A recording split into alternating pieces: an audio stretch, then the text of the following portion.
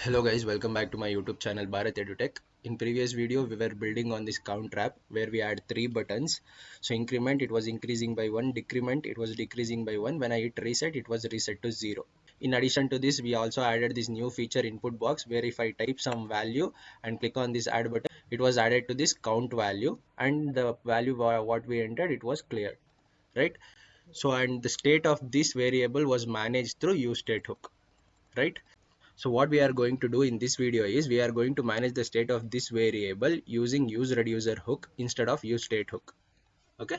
So the remaining functionality will be same, just we are making use of useReducer hook instead of useState hook. If you are planning to learn Redux, it is always good to go through useReducer hook. So you will have basic idea of most of the concepts of how Redux works. So it is best to go through this video before learning Redux. So let's start this. So first let's get rid of all the useState hook codes. So I'll comment on these two lines. So let's get rid of all the handler method code.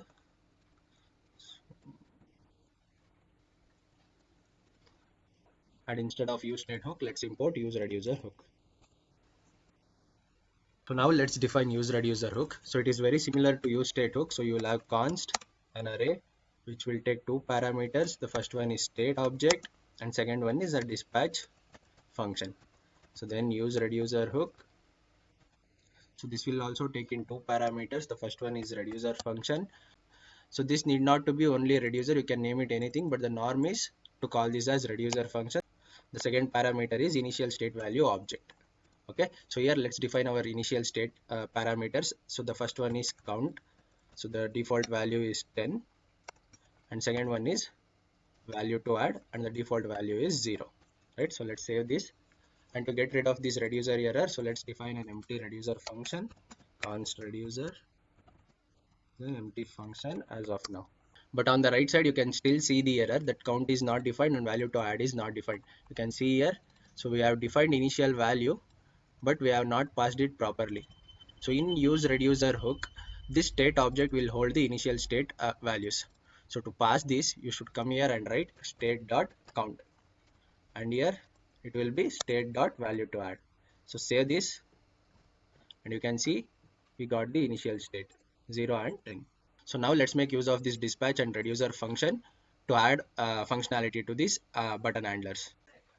So this reducer function will have two property, state and action. And what this dispatch function is going to do is it acts like a messenger between the present existing state and this reducer function. So for example, if I am calling this dispatch function here, so it will tell the reducer they are calling me, so they require some new data. So what this reducer function will do is it will override the existing state and it will send the new data. So for example, so let me send the new data here. So I'll copy the present state and I'm going to make the present count to count plus 1. So let's save this and go to the browser, and you can see if I click on this increment handler, so this dispatch function will be called. This when the dispatch function is called, it is going to tell the reducer function they require some new data. So what this reducer function is going to do is it is going to return, it is going to override the existing data, that is count is 10 and value is 0, and it will send the new data, that is value to add will be 0. So the count value will keep on increasing by 1 if I keep on clicking on increment. Okay, so now let me call this dispatch function in this decrement handler also. So save it, and in the browser you can see if I click on increment it's increasing by 1, and if I click on decrement also it's the value is increasing by 1. So wherever I call this dispatch function, so this reducer function will just return this data. So it is not getting proper message. So to send proper message to the reducer, so if I click on increment handler, send the count variable by adding 1. If I click on decrement handler, send the count variable by reducing 1. We are going to make use of this action parameter. So this action parameter is an object of type property. How we are going to make use of this action parameter is, so you have to come inside this dispatch to give the property type, and this can be any string. So I'm just going to call this as increment. Okay, so and now I'm going to copy this and add a condition. If action dot type is equal to increment, return this data. Okay. Similarly for decrement, I'm going to set type. I'm going to call this decrement. Let's copy this. If we paste here, and I'm going to say if the type is decrement, reduce the count value by 1. So save it. Now you can refresh in the browser and see if I click on increment, it is increasing by 1. If I click on decrement, it is decreasing by 1. So what happened here is, so if I click on increment, it will dispatch the type increment. So this is going to tell to the reducer they are calling the increment type. So if the type is increment, this reducer function is going to override the state object by this value. And if I click on decrement, it is going to override the state object by this value. Okay. So now let's quickly add functionality to this reset handler. So for that, first we have to dispatch the reset handler method. So dispatch, and we are going to give the type property. So that is type, and I'm going to call this as reset. And in the reducer function, so same. So let me write quickly, if action dot type is equal to reset,